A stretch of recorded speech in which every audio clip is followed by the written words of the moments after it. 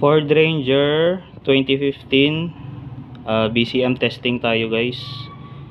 Itong BCM natin ngayon ay tinetest natin kung magbibigay siya ng signal para dito sa may ECU natin, yung SMR na signal, no?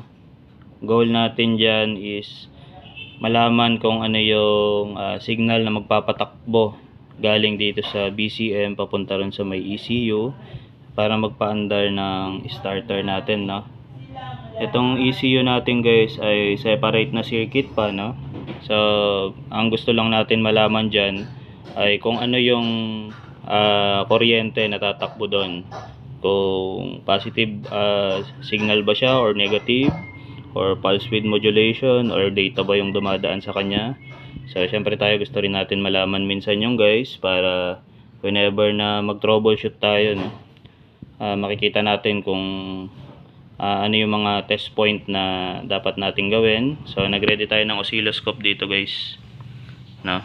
Yung oscilloscope natin ay para makita natin yung waveform ng mga signal niya. So ito guys, in-scan na rin natin. Magde-data stream sana tayo, no? Pero hindi na natin gagawin yan. Direct to the point tayo, wag na nating paikutin yan. Ang hanapin lang natin dyan guys is yung J1 na socket. Then meron tayong J7. Yan, dalawa yung socket na titignan natin. Assuming na kompleto ang supply sa BCM, so titignan lang natin yan kung ano yung signal na galing doon sa susian, no? Bali, ang tatargetin natin is dito muna sa J1, no? Ito yung galing sa susian, no? Merong pin dyan na lawan natin. Meron tayong pin dyan na number 14. So ito yan guys, na. So ito hindi ko talaga tinape to guys, na. Kasi ito yung battery supply natin, no? So whenever na ito dumikit doon, katumbas niya yung ignition switch, no, na naka start position, no? So balak natin dyan mamaya is mag jump tayo ng kahit anong metal dyan. Halimbawa parang ito guys, no, itong tweezer ko, yan, i-jump natin yan dyan mamaya. So bago yon, hanapin natin kung ano yung pin nya. Importante dyan yung pin na number 14, no? Yan, kung ano yung napagtapan ko dyan. So importante yan, no? Bali, eto guys, shortcut ko lang yung ano nya. Shortcut ko lang yung ano natin, no? Yung pagto-troubleshoot natin para maging mas madali lang. So ito, battery voltage yan. So i-jump lang natin yan doon. So meaning pag naka-start position ka, dinirect ko to, magkakaroon tayo ng 12 volts dyan sa pin na yan, no? Yun yung galing dito sa susian. Pero wala sa atin yung ignition switch, eh. Ito ay transceiver lang ng immobilizer, no? Kaya naglagay tayo niyan, mag-act as ignition switch. So ayan, ibig sabihin lang nun, nag-start position na. Yun yung sinasabi niya rito sa BCM.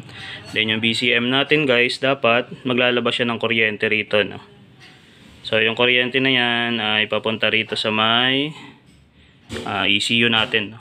Pero hindi natin tatakel yung part na yan kasi ibang usapan pa rin yan. Marami pang components na gumagana dyan, marami pang signal na dumadaan dyan. So di natin itatakel yan. Dito lang tayo sa may J7, no? J7 na socket. Ito yan. So ang gagawin, hanapin natin yung pin number 1. Diyan yung pin number 1 natin, na. Bali medyo magulo lang, no, pero yung oscilloscope ko guys, connect ko diyan. Yeah. Para malaman natin yung signal na lalabas sa kanya mamaya pagka ginamp natin yung part na yan. So ready na ba kayo para malaman natin siya? Bali, ang gagawin lang guys, ito kasi, yung number 1 na pin na yan, directly doon na sa ECU ang punta niyan, no? So, check na natin kung ano yung signal niyan. Ready natin tong oscilloscope natin. So, i-jump natin siya, SMR na relay na signal, na. So, sa ngayon, nakikita natin 0-0 yung voltage niya, walang kahit anong waveform. So check natin pagka na-jump ko na to. Yan. Kita nyo ba?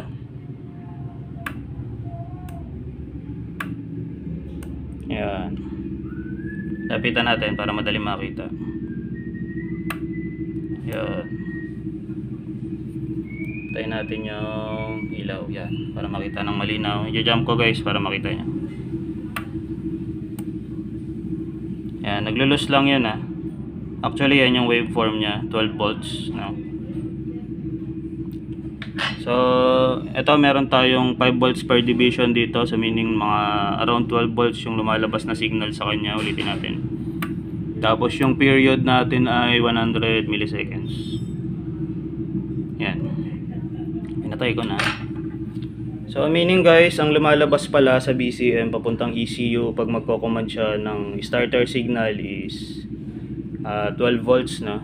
So, ito guys, sana makatulong sa inyo para sa future reference lang guys na whenever na mag-troubleshoot kayo ng starting circuit niya, no? Halimbawa, Ford Ranger, no? Ford Everest, yan, pare-parehas yan. Basta ganitong klase ng BCM, so basta ganyan yung forma niyan, pare-parehas yan. Yan. Basta ganito rin yung susi niya dapat. Yan, yung blade type. Kasi yung iba push start yan, no? So medyo iba pa yung diagram kasi nun pag sa push start, no? So tatandaan lang natin yung J7 na pin tsaka yan J1, no? So kung mag-iba yung susi mo, mag-iiba rin yung diagram niyan, no? Mag-iiba rin yung signal, parehas lang, no? Pero yung ano niya, connections niya kasi mag-iiba, no? So pati rito sa starter mag-iiba yan. So ito ay sa J1 pin number 14. Yan. So ayun lang guys, sana nakatulong sa inyo tong vlog natin, no? Thank you.